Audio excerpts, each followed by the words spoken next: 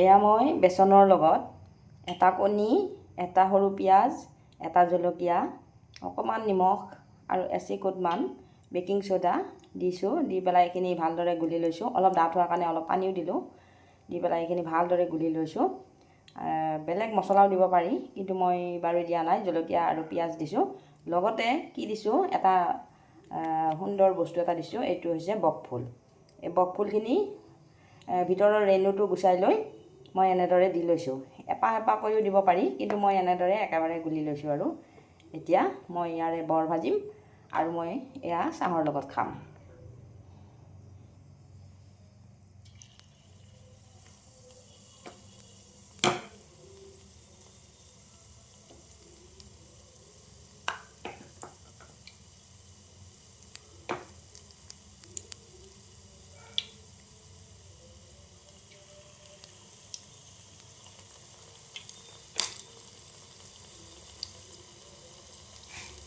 কণী দিছোঁ কাৰণে অকণমান ফুলি গৈছে। বেকিং পাউডাৰো দিব পাৰি, কিন্তু মই বেকিং অকণমান ছ'ডাহে দিছোঁ।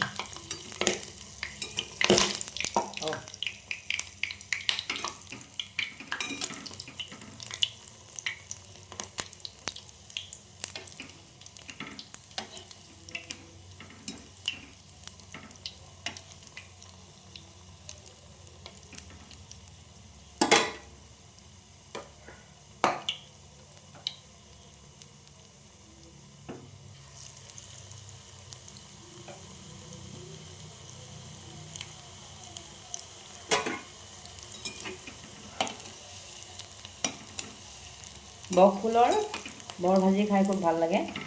মাহৰ লগতো খাব পাৰি, বুট মাহ, মগু মাহৰ লগতো খাব পাৰি। মই বেচন আছিল কাৰণে বেচনেৰে ভাজিলোঁ।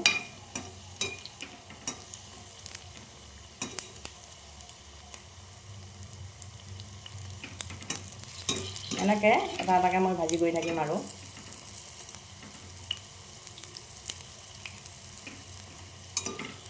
অলপ ৰঙচুৱা হ'লে ভাল লাগে।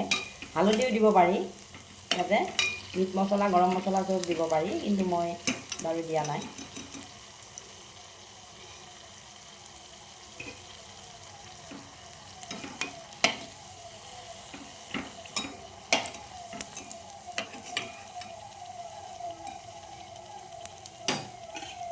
চাহ বনায়ে থৈছোঁ। চাহৰ লগত এতিয়া মই এয়া খাব লাগিব।